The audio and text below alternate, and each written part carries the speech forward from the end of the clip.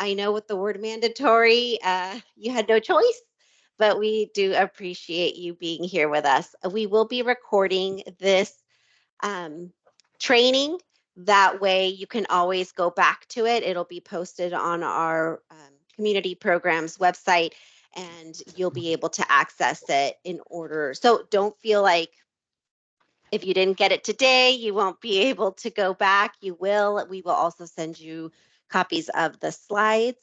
So, and then of course, we're always here to answer any questions along the way as you fill out your application for CDBG funding. Again, I will just remind you that if you haven't done so already, please sign in by going into the Microsoft form that has been included in the chat. We will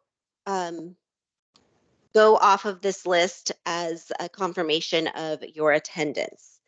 Does anyone have any questions before we proceed with today's hour-long training? And hopefully it's less than an hour. So we do like to give you your time back if we can. But any questions before we start?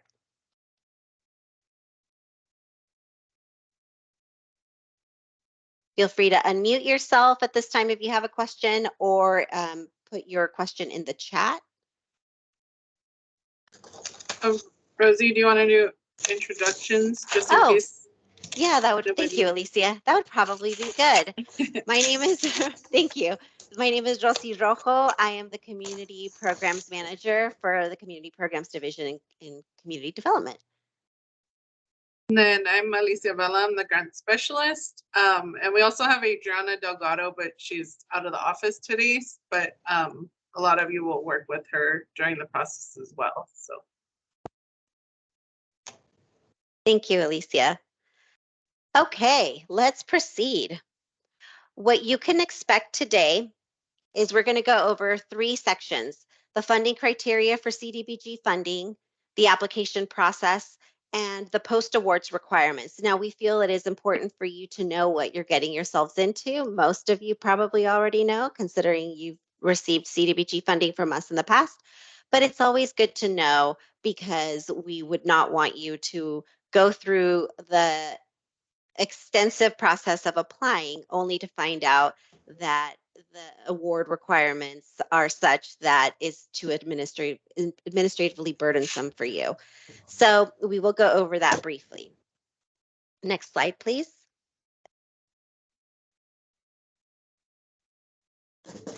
So CDBG funding stands for Community Development Block Grant Funding, and it's funding that we receive from HUD, Housing and Urban Development.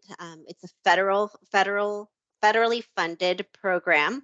It's been around since 1975, and we have been lucky, the city of Santa Maria has been lucky to receive that funding since its inception. So we've received the funding for quite some time, and there are 3 national objectives, one of 3 national objectives that any program or project must meet in order to qualify for CDBG funding.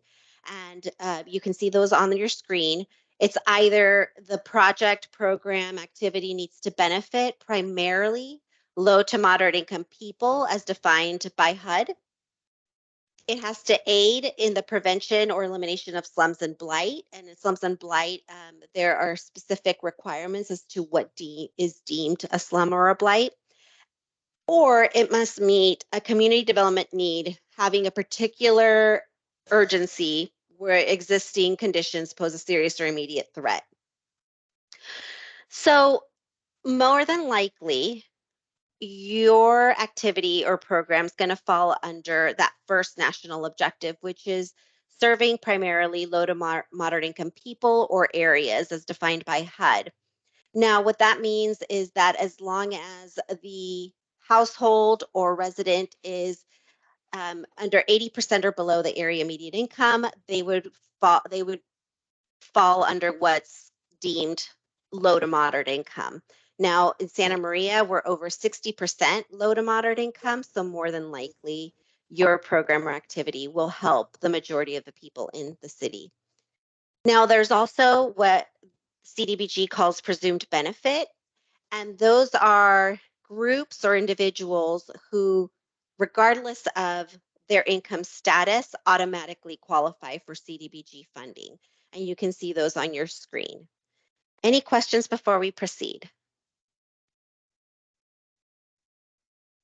Great. Okay, next slide.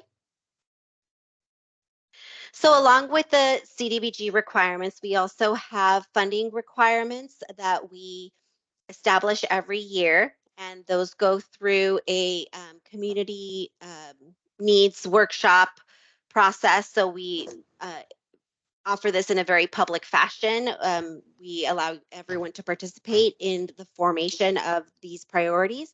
And our priorities haven't really changed much in the last few years. The needs continue to stay the same.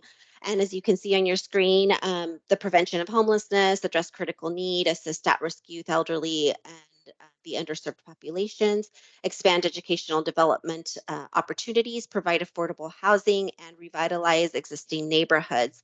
Now, those are numbered, but they're not in a particular order. So it doesn't mean that number one trumps number four.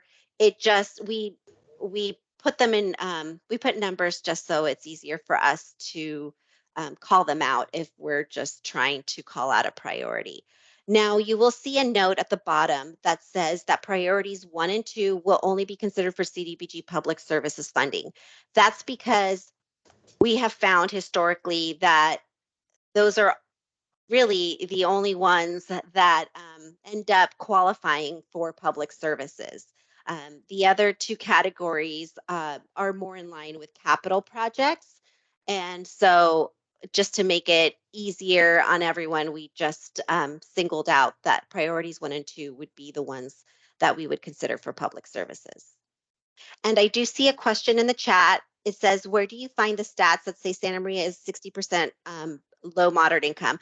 We can send you that information. It's either in census data or we have HUD information as well, where we have our own HUD tools where we can access that. But we can send you that information. I want to say it's a little over 60%. It fluctuates between like 62, 63, but it's definitely over 60%. We can send you that information. Any questions so far other than that?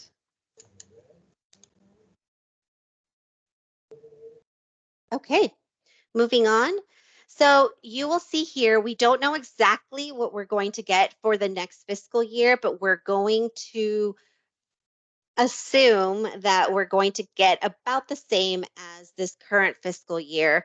And we for 23-24, we received a little under 1.4 million, which is actually less than we've received in the last few years. And we don't expect that number to change much in the 24-25 fiscal year.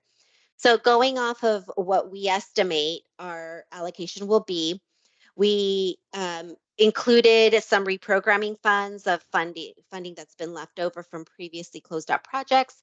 And then we did a breakdown of what each section is expected to have. So for public services, we're expected to have about $209,000 available for 24-25 activities. And for capital, a little over $1 million for capital funding, which again does not sound like that much, but that I'm hoping we get more funding from HUD, but from what we've heard, it doesn't look like the numbers will change much. Next slide, please. So focusing on CDBG public services, the local criteria, again, we will be providing priorities we will consider priorities 1 and 2 for public services. CDBG funding must serve Santa Maria residents only. Now, your office can be outside of the city limits, but the actual people that are benefiting or areas that are benefiting must be from Santa Maria. And that's because the county receives its own CDBG funding. Other cities in the county receive CDBG funding. And so HUD does not want there to be a duplication of effort. And that is why we can only serve Santa Maria residents under CDBG's regulations. Agencies must not provide a duplicative service, so the exact same service provided by another agency. Agencies must demonstrate that funding is sought from a variety of sources, which means that we should not be your be-all end-all. We should not be your only source of funding, because as you can see, we have very limited funding, and there's absolutely no way that we are going to be able to sustain your agency's program. So therefore, you should have a variety of other sources to be able to provide services to the community. Our funds should be able to augment or increase your service. It should not be used to keep you afloat. Agencies should have adequate administrative capacity to manage CDBG funds. Uh, we do try to make the CDBG administration process as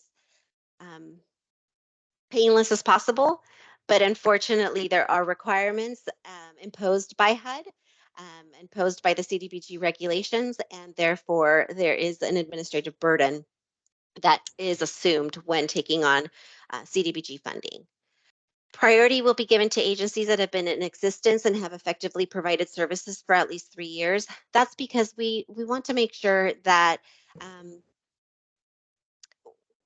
we're providing funding to already established agencies, because that means if you're established, your program's established, there's a need and it's being sustained in some way. So again, our funds should be able to augment your services, not allow you to start up services or keep your services afloat. Agencies should provide services that reduce city or other government costs. That is important to our city to ensure that we are maximizing our funds. And agencies should provide an efficient level of service at the least cost possible. Of course, we're trying to get the most bang for our buck. And being that we don't have a lot of funding to provide to agencies, we definitely need to be able to do the most with the least amount possible. Any questions? Okay. So switching from public services to capital projects, on your screen, you will see the list of agencies that applied for capital funding. Now, these are the proposals. So about 6 or 7 years ago, we started this process of asking for proposals, and then those proposals go to the city council, and the city council gives suggestions as to how they should be prioritized. And then that goes back to the agencies, and then the agencies can decide whether to apply or not apply based on what was expressed. And the reason that we've done this is because one, City Council wanted input as to what was coming down the pike, and then two, um, as most of you know, applying for CDBG funding is a time-consuming and can be an expensive process. And so we wanted to give the capital project proposals that actually require bids and additional work we wanted to give them a heads up. So that way they weren't going through all of that only to find out that they maybe didn't stand a chance, or they wish they would have known what other projects were coming down, who their competition was. So this is why we started this a few years ago. So as you can see, this adds up to quite a bit. Next slide, please. It actually adds up to 3.8 million in ask by all of these agencies, and we're only estimated to have a little over 1 million, which means that um, we're not going to be able to fund all of these agencies. And we're probably not going to be able to fully fund any of the agencies because we just don't have the money. That being said, it'll go through a process. Anyone who submitted a proposal can apply, and that'll go through the Block Grants Advisory Committee, and the Block Grants Advisory Committee will take into consideration council's suggestion. And then, of course, the Block Grants Advisory Committee will conduct a site visit, go through the application, and look into the priorities, and ultimately make its recommendations to the City Council for final approval. So at the October 3rd City Council meeting, Council had the opportunity to prioritize these proposals, and the top projects were the sports park, the minor home repair programs, and the unhoused transitional age youth navigation center. One council member did not express a preference for a particular agency. However, it was expressed that the preference should be given to projects that help feed and or keep residents warm. Now, again, any of the agencies that submitted a proposal can apply. It doesn't mean that just because council didn't call you out that you don't stand a chance, but it gives you it gives you an idea of what your competition looks like. Any questions? Okay, moving on. So again, just for capital projects, for the application portion, which is due December 6th, 3 bids are required. One of those bids should be from a local contractor, and if a local contractor cannot be used, please explain why. Now, we do understand that there are some projects there that are so specific that require such special, they're so niche that you will have to go outside of the city or even outside of the county. And that's okay. You just need to let us know why. City capital projects should follow the city's purchasing guidelines. So a city project that is applying for CDBG funds should just follow the purchasing guidelines and submit an engineer's estimate. And next slide, please. I just wanted to add to because in the past we've had trouble obtaining all 3 bids just because it's been hard to get contractors to go out and bid. So if that's the case, just make sure you document that you did your best effort in order to try and obtain those bids and provide that with the application. That's a very good point, Alicia. Thank you. Yes, Alicia is correct. And I would highly suggest that if you are applying for CDBG, if you're moving forward and applying for CDBG capital funding, you start trying to get those bids now, because it has been in the last couple of years very difficult to find contractors to submit bids. And so we don't recommend you waiting till the week before the application's due to try to get some bids, because you're not going to get anyone out there. So yes, thank you, Alicia. That was a very good point. And we'll have sample bid language too in our CDBG capital project guideline handbook, and that will be available in the Zoom Grants library. And that will be important because not this slide, but the next, when we're done with this one, you'll know why having specific bid language is important, because you also want your contractor to know what they are getting themselves into because of certain CDBG requirements. So in this slide, you will see that there's additional criteria considered for capital projects. So aside from CDBG's requirements, we also have our own local requirements. And these are basically to reflect CDBG's requirements, but to really drive it home that these are incredibly important things that we look at when deciding who gets what and how much. And that is project readiness. How quickly can the project start? Applying for funding and then just having the project sit there for a year and having the money sit there for a year and not getting started until a year later is not okay. You need to be ready to go. So is it shovel ready? Are you able to go within 90 days after being awarded the funding? Financial feasibility. How realistic is your budget? Are you going to be able to hit the ground running within 3 months? And is the funding that you receive from us going to be enough, being that we should not be your only source of funding for a particular project?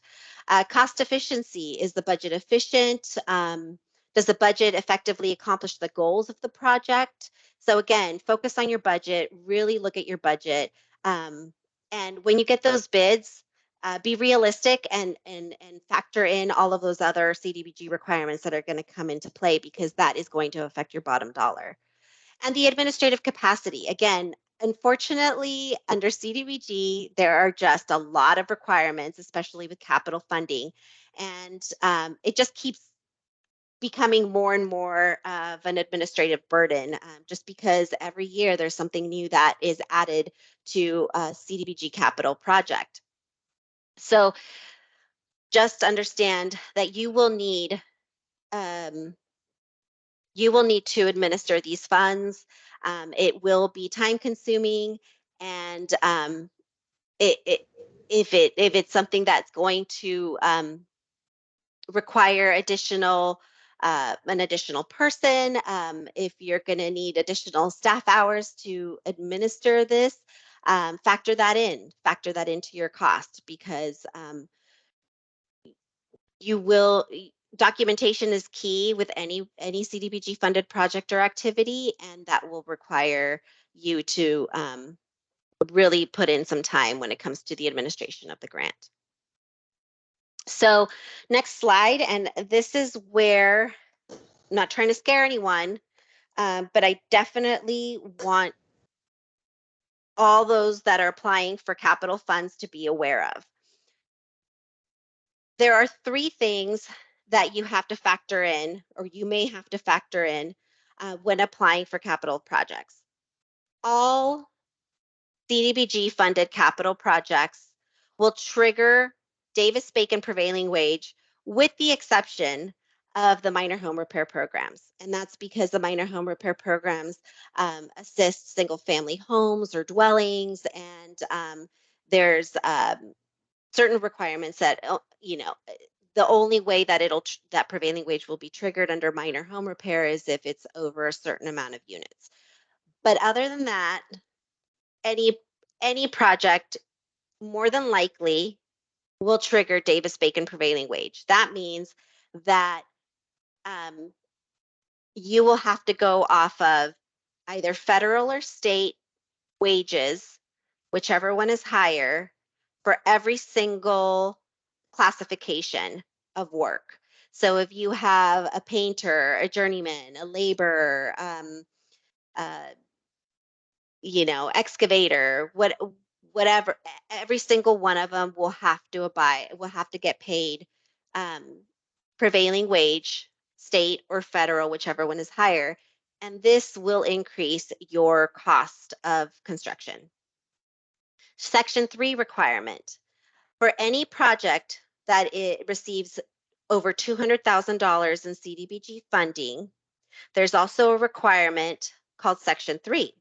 Section 3 requires that economic opportunities be made available to low and very low income persons, particularly those who receive federal financial assistance. So to put it in a very easy way to understand, um, a certain percentage of those working on the project should fall under that low to very low income category. Now, that means that every single person that's working on that job at the site will need to self-certify what their yearly income is. Now we will go through all of those, and we will factor all that in, and we will then um, go through and and submit all that to HUD. But it will be the contractor and the agency's responsibility to gather all of those.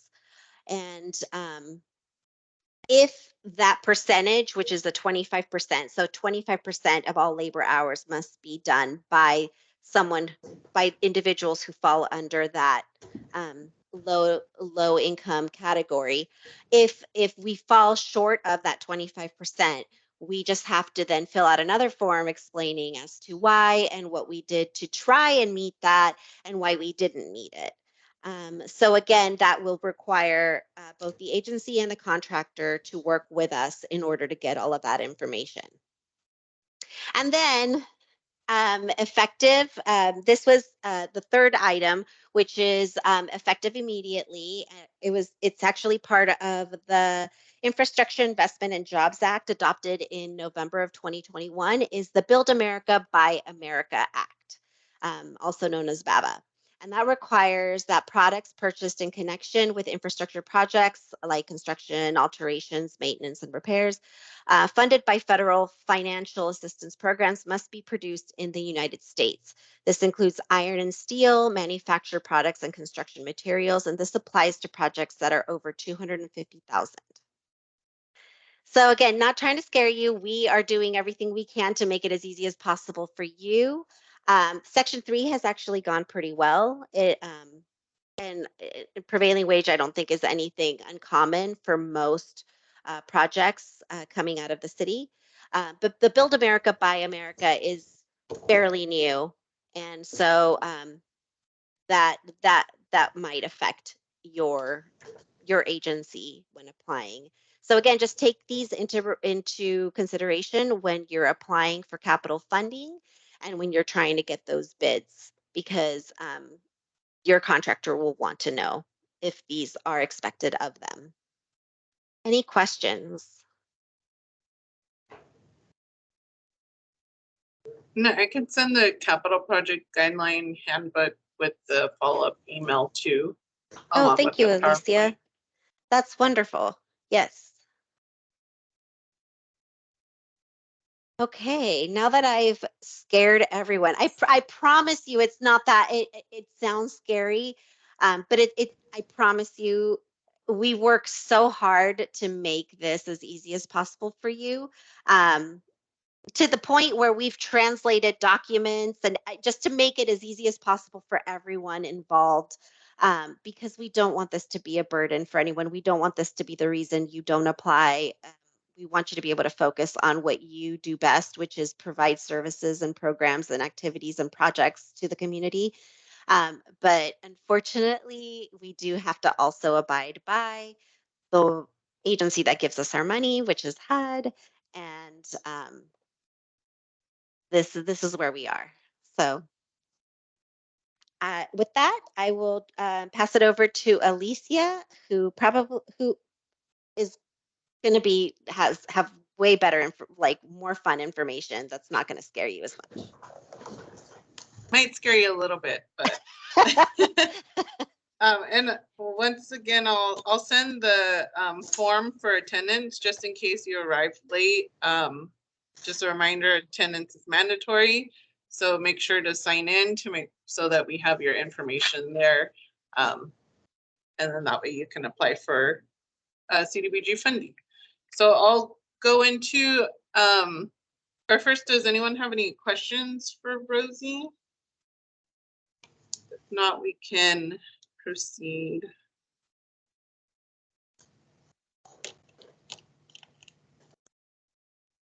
Okay, so applications must be submitted through Zoom Grants by 11:59 p.m. on Wednesday, December 6th.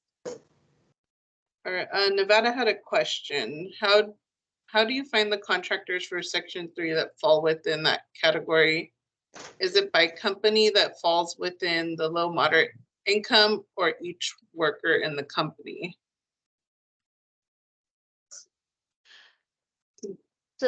It could be either. Yeah. So the company would know if they are ineligible, like if they've been basically deemed as Section 3 automatically. We haven't come across any contractors in our area that have that designation.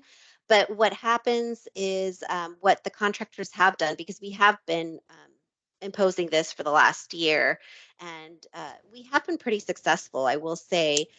What happens is the contractor just basically gives all its employees a self-certification form that has 5 questions. It's yes or no questions. They self-certify, each employee self-certifies. Um, based just answers the questions, and then we go off of that, and then we add in their labor hours based on the certified payroll we receive, and we factor that in. So we haven't come across any company that has a designation that automatically puts them in a category where they don't have to submit individual self-certification. Um, but the what we're doing is just every contractor and subcontractor, whether they have one person on site or 5 or 50 people on site, each employee just submits a self-certification form. And again, those are in English and in Spanish, and they're very quick. It takes maybe a minute. We don't require any tax returns or any other form of proof other than just the employee certifying that the information is true and correct to the best of their abilities. I hope that answers the question about it. If not, we can definitely talk more about it either at the end of this presentation or offline. Okay. And so applications are due Wednesday, December 6th by 11:59 p.m. So that's Zoom Grants automatic closing time. So just before midnight. If you plan on submitting a capital project application and a public service program application, you will need to submit separate applications.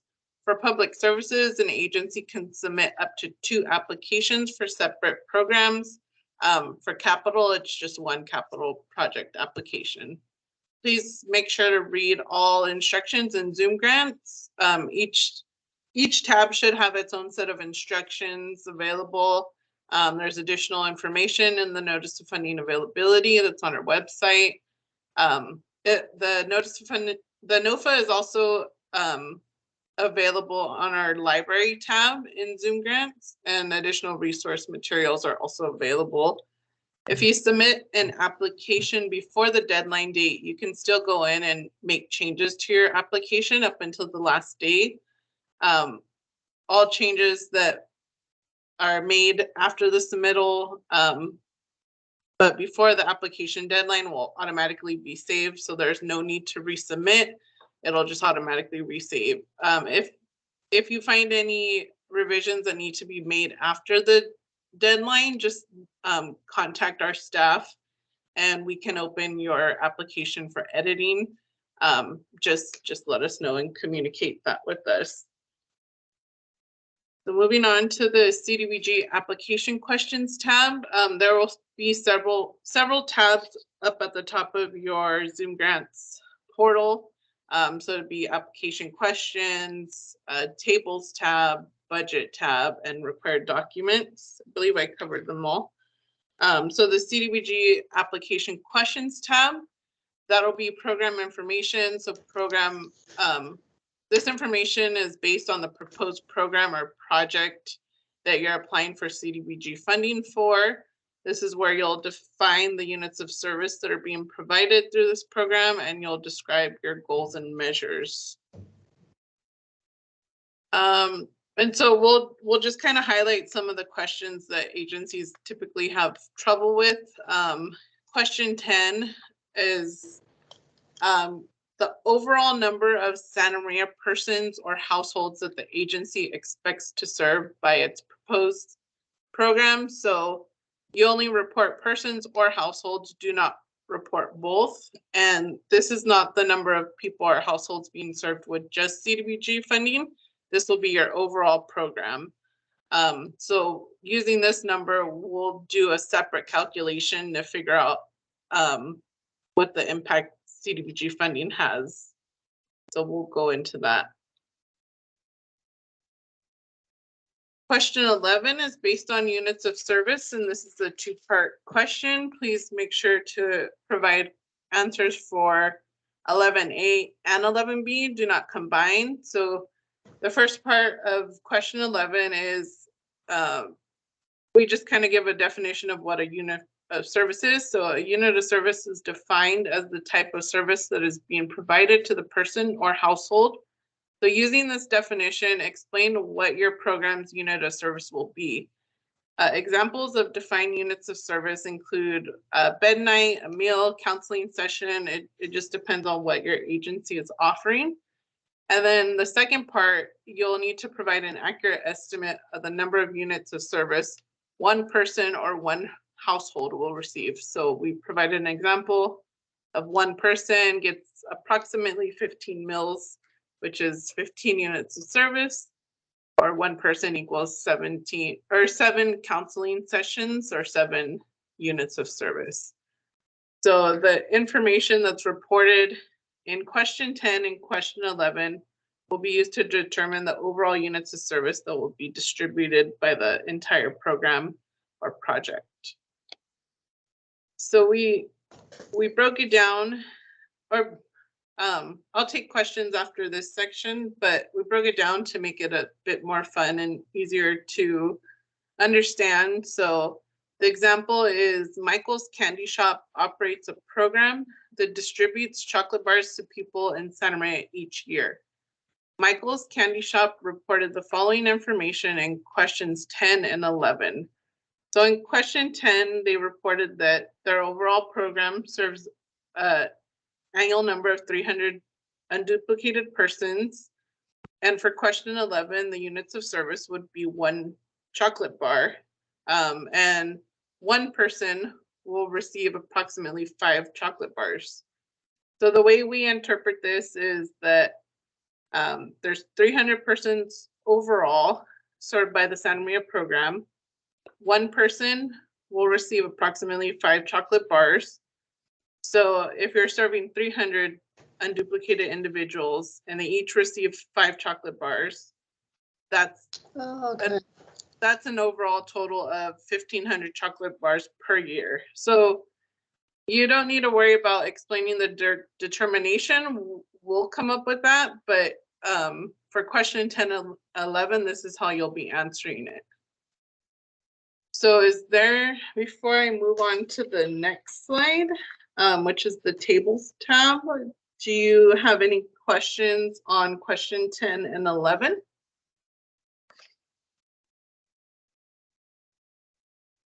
And Rosie, if there's any questions, let me know, because trouble seeing with the full screen. We do have a question. It says, can multiple units of service be provided?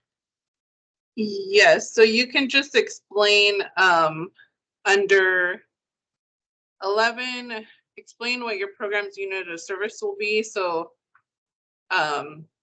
if it's counseling sessions, if it's, it just depends on what your agency provides.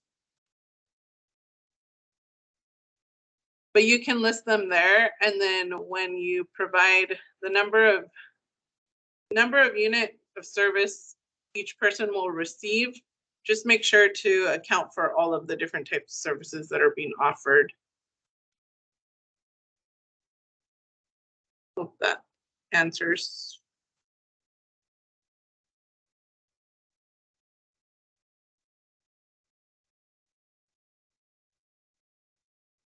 Is there anything you want to add, Rosie, to that? No, that's good. So I'll move on to our tables tab. So this is just an instructions on what needs to be answered for each field. So there's here below is in the red font is what you will fill in.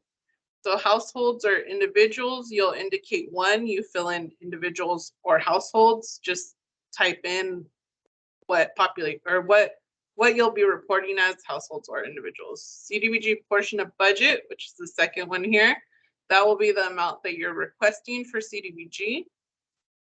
And then the overall annual budget for the Santa Maria program. So that must match your total annual budget for the proposed Santa Maria program. And that column is reported under revenue located in the program budget tab. So that should match your tables tab. And percent of CDBG investment, it will automatically be calculated by Zoom grants. So the calculation is the CDBG portion of the budget for the proposed Santa Maria program divided by the annual budget for the Santa Maria program. So for this calculation, this example, we got 4%. So CDBG makes up 4% of your overall annual budget. And then we take that number and multiply it by your overall annual number of persons or households served by the Santa Maria program. So that's the number that you requested. That's the number that you reported in question 10 of the application questions tab. And with that calculation, it gives us the number of the minimum number of CDBG persons or households to be served. So this kind of gives us a clear formula to figure out how many people are served based on the impact of the CDBG allocation. I know it's a lot to take in, but we do our best to try and kind of explain the calculation. And if HUD were to view our files, we would know how to explain how we came up with that number, and the formulas just worked best for us. And I'll add the why we ask this. The reason we ask this is because we actually have to report to HUD what we did with its money. So they want to know um, what we did, how many people were served, and what their return on their investment is. So we have to be very specific about what the goals are, and that's why we have to be we we need to be accurate in what our CDBG dollars are getting us. So again, also I do want to just add something that we've seen in the past is that I think we have a few agencies that might feel a little uneasy because they'll say, well, it looks like we're only helping 2 people, but we're really helping 100 people. Well, yeah, but our CDBG dollars are only a portion of your overall budget. So overall you might be serving 100 people, but the CDBG dollars are really only helping 2 people. And that's okay because depending on the unit of service, um, it's going to, depending on the unit of service and depending on the type of service you're offering, it might cost more money to help one individual, whereas another agency, they might be able to help more individuals with the same amount of money, but that's because their unit of service is different. So we take all of that into consideration. HUD takes all of that into consideration. Ultimately, we just want to be accurate. And so that's really what this section is all about. And I'll move on to agency information, but before that, does anyone have questions on reporting the people served or units of service? You can also email us if you have questions on how to report your numbers. If not, then I'll move on to the CDBG application. Additional information that will be requested in the questions tab. So agency information, which will be questions 18 through 24. This pertains to background information on the applicant agency. So if there are multiple applications being submitted by your agency, this section should be exactly the same for each. For CDBG capital development, they're branching questions. So project information, if you select that it's a capital project, questions 25 and 26 should appear. So this pertains to information on the proposed project, what's your scope of work, what's your additional information about phasing, your schedule, and include the problem and needs statement. Moving on to the CDBG budget tab. So this is for the proposed program and project only, not the entire agency budget. Column A will be the total prior year's budget for the proposed program or project that you're applying for. Again, not the entire agency budget, only for the program that you're applying for. Column B will be the total annual budget for the proposed program or project. Column C will be the CDBG portion or the amount requested of the budget for the program or project. And just a reminder, the budgeted amount should be only for the Santa Maria program. For capital projects, you just need to make sure that federal labor standards and Davis-Bacon prevailing wages are included if it applies to your program or project. And just make sure that the budget reflects that, as it'll increase the costs drastically. And here's just a screenshot of what the budget tab looks like. So this is the revenue section of what the agency receives. So as I mentioned, column A, total prior year's budget for Santa Maria program. Column B, total annual budget for proposed. And column C, the CDBG portion for the proposed Santa Maria program. For expenses, this pertains only to the specific program or activity, similar to the revenues. So the program that's being funded with CDBG funding, not the entire agency budget.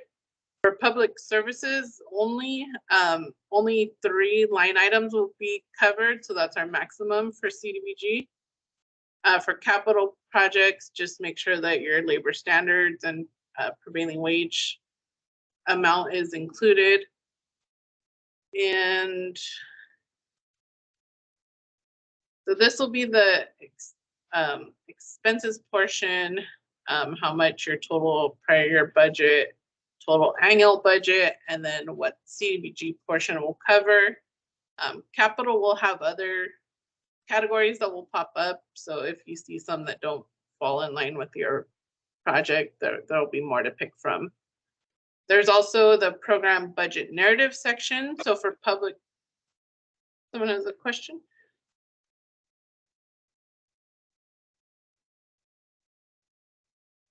I don't see anything in the chat. Okay. So for public services, you'll need to include your 3 line items that you allocated here up at the top. And in the project narrative or the program budget narrative, you'll just need to make sure to include specific details as to which CDBG line item will consist of. So direct assistance to individuals, what exactly does that mean to your agency? So is that utility payments? Is that food that's being purchased? With salaries, you can indicate how many people are being covered with salaries or what the title is for that person. Supplies, publication, or printing, you'll just explain what type of supplies will be provided. Same with occupancy and utilities, you just indicate what the agency's utilities are, and so forth. So just make sure to include that with your program budget narrative so that we can make sure that these expenses are eligible. If you have any questions as to whether an item is eligible, just contact our division and we can help you through that. And it's important to note that the line items that you select here in the application will be those that will be reported in the city's annual action plan if your agency is awarded funding. So just make sure that what you select is accurate.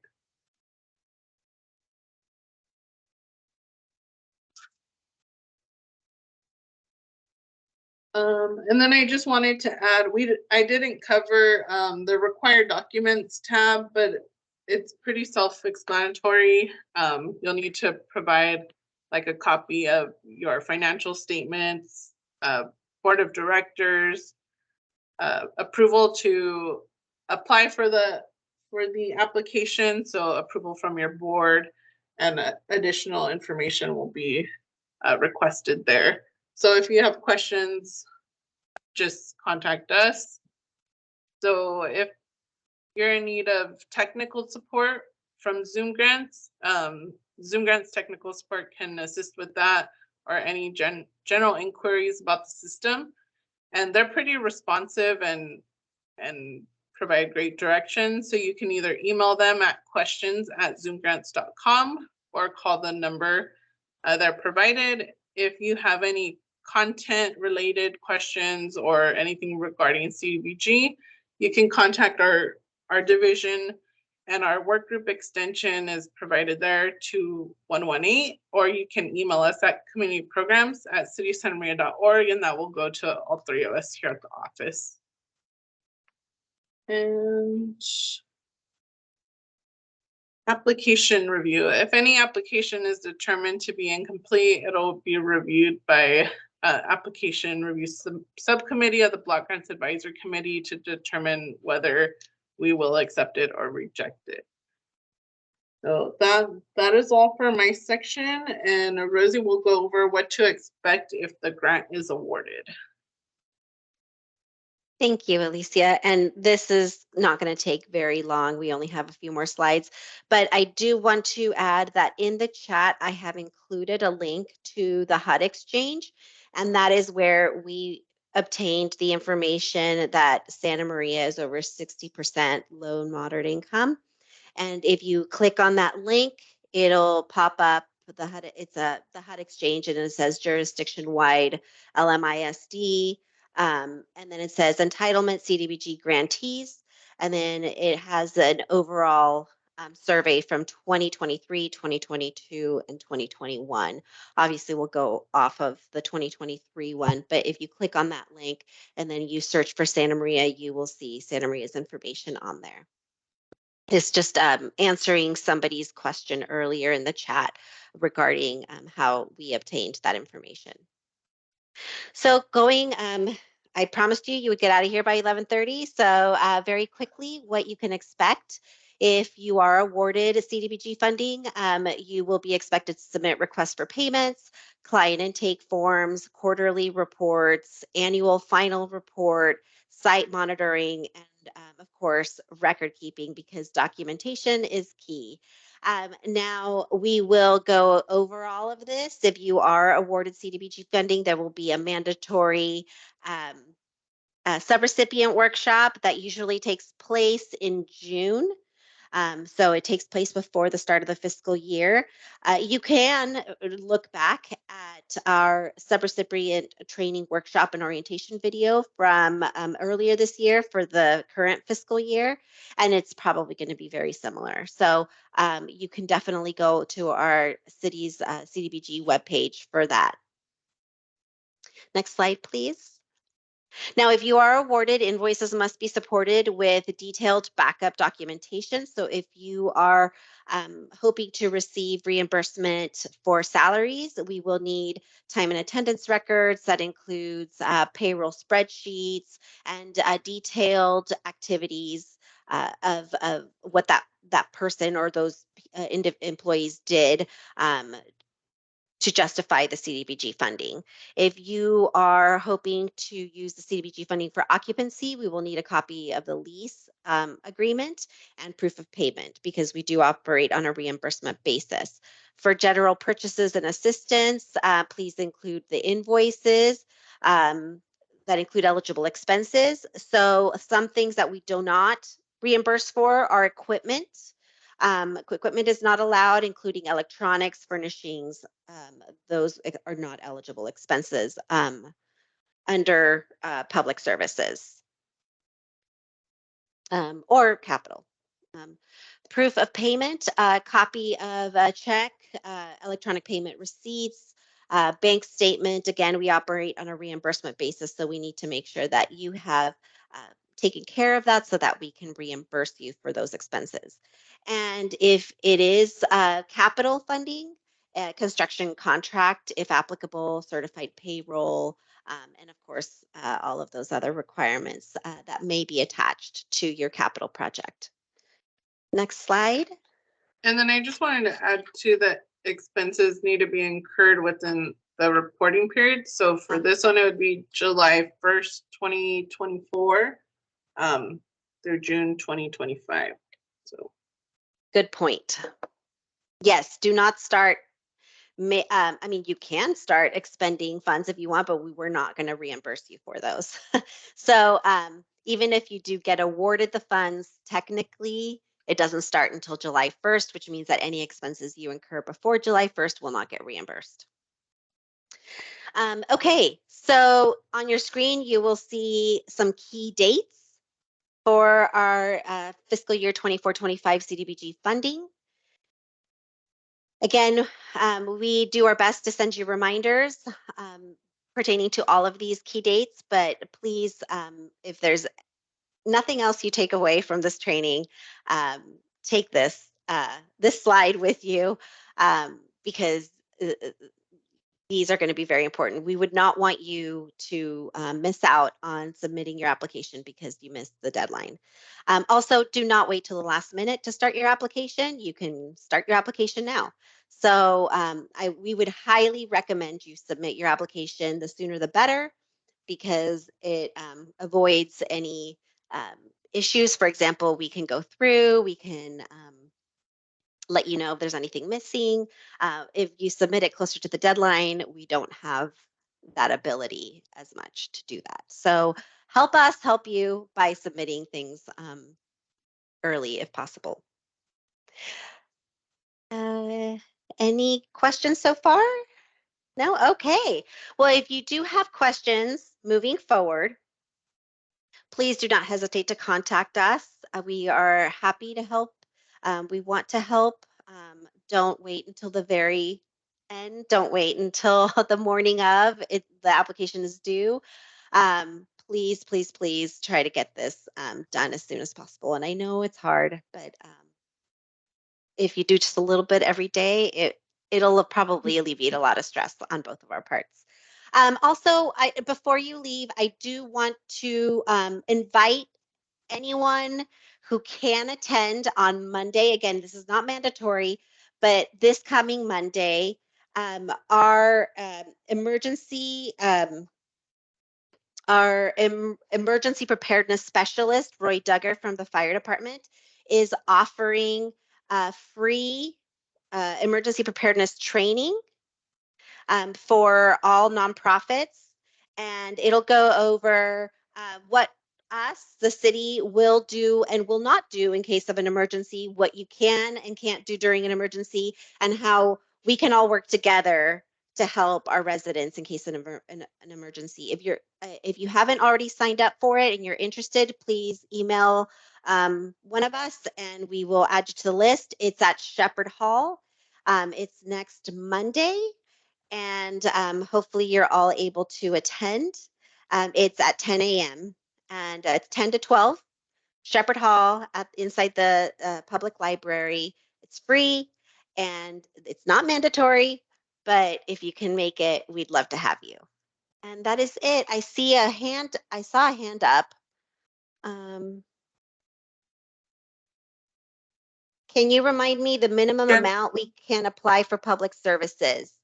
15,000. 15,000 is the minimum, and the maximum is 10% of what we expect to receive. So probably about 20,000. So between 15 and 20,000 for public services. And I'm sorry, it's 3 minutes past 10:30, but thank you so much. If you have any other questions, please feel free to reach out to us. Thank you, thank you, thank you. Thank you. Bye. Bye.